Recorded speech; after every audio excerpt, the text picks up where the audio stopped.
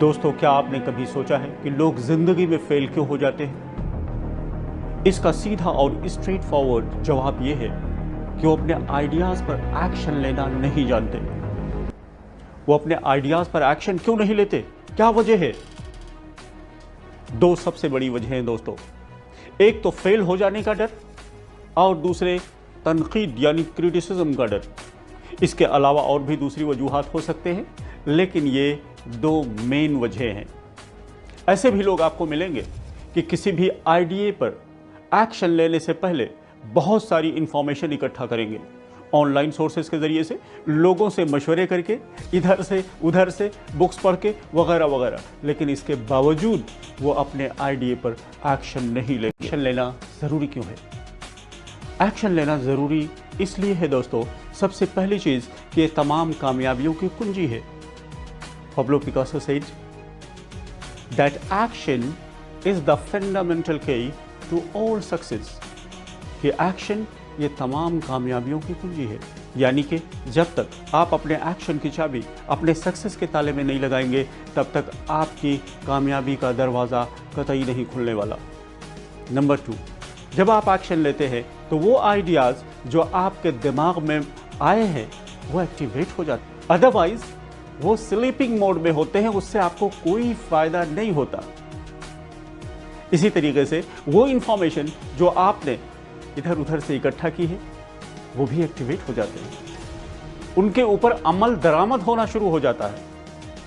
अब मिसाल के तौर पर कॉन्फिडेंस बिल्डिंग के ऊपर अगर आप कोई बुक पढ़ रहे हैं, जाहिर सी बात है कि उस बुक के अंदर टिप्स बताए गए होंगे कि आपने अपने कॉन्फिडेंस लेवल को हाई कैसे करना है। अब आप मुझे बताइए कि वो बुक पढ़कर अगर आप उन टिप्स के ऊपर अमल नहीं करेंगे तो क्या आपका कॉन्फिडेंस बढ़ पाए? Of course not. तो एक्शन लेने से जो आपकी थ्योरी होती है वो प्रैक्टिकल में तब्दील हो जाती है। अगर आप गाड़ी ड्राइव करते हैं, या आपको कोई फेवरेट डिश पकाना आता है, या आप कोई फॉरेन लैंग्वेज के एक्सपर्ट हैं, तो कम से कम आपको ये तजर्बा ज़रूर हो गया होगा कि सिर्फ थ्योरेटिकल नॉलेज काफ़ी नहीं है जब तक कि उसको प्रैक्टिकली अप्लाई ना करें। तो यह है दूसरी सबसे बड़ी वजह एक्शन लेने की। एक्शन लेने से आपको पता चल जाता है कि कौन सी चीज़ करनी है और कौन सी चीज़ नहीं करनी है, यानी कि गैर ज़रूरी चीज़ों को आप एलिमिनेट कर देते हैं, फिर जो ज़रूरी चीज़ें हैं उसके ऊपर आप ज़्यादा फोकस कर पाते हैं। और चौथी चीज़ कि एक्शन लेने से आपकी एक हैबिट डेवलप हो जाती है दोस्तों, और फिर ये एक नेचुरल हैबिट में तब्दील हो जाती है। फिर किसी भी चीज़ पर एक्शन लेने से पहले आप हेजिटेट नहीं करते, बस आप उठते हैं और एक शेर की तरह उसके ऊपर एक्शन ले लेते हैं।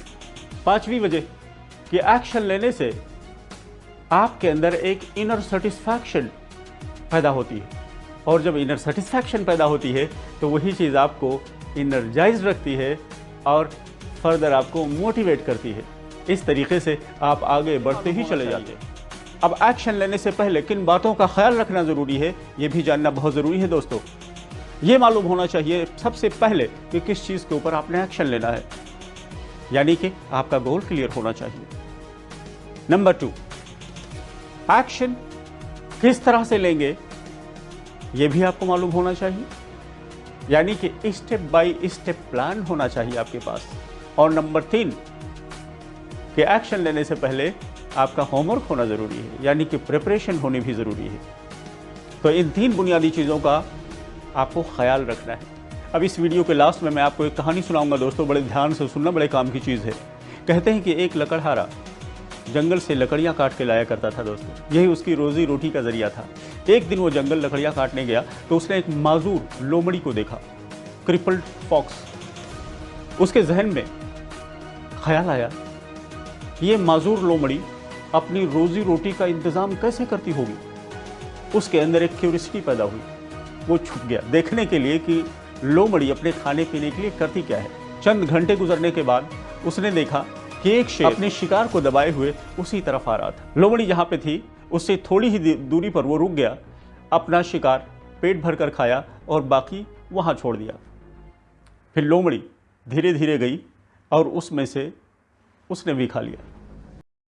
अब ये देख करके लकड़हारे के जहन में ये ख्याल आया कि अगर ऊपर वाला इस लोमड़ी के खाने पीने का इंतजाम इस शक्ल में कर सकता है तो मेरे लिए क्यों नहीं कर सकता। वो बगैर लकड़ियां इकट्ठा किए हुए घर वापस चला गया। करिश्मे का इंतजार करने लगा। कई दिन गुजरने के बाद कोई करिश्मा नहीं हुआ, कोई दरवाजे पर नहीं आया, किसी ने नहीं कहा कि लो खाना खा लो। अब उसके जिस्म में कमजोरी पैदा हो चुकी थी, वो कदमों पे खड़ा नहीं हो सकता था और ना लकड़ियां इकट्ठा करने जा सकता था। फरिश्ता हाजिर हुआ दोस्तों। फरिश्ते ने कहा, कमबख्त इंसान, तुमने अगर नसीहत ही लेनी थी तो तुमने लोमड़ी से क्यों ली, शेर से तुमने क्यों नहीं लिया। क्या तुमने शेर को नहीं देखा कि उसने अपना शिकार खुद किया, खुद पेट भर करके खाया और दूसरे के लिए भी रोजी का जरिया बना।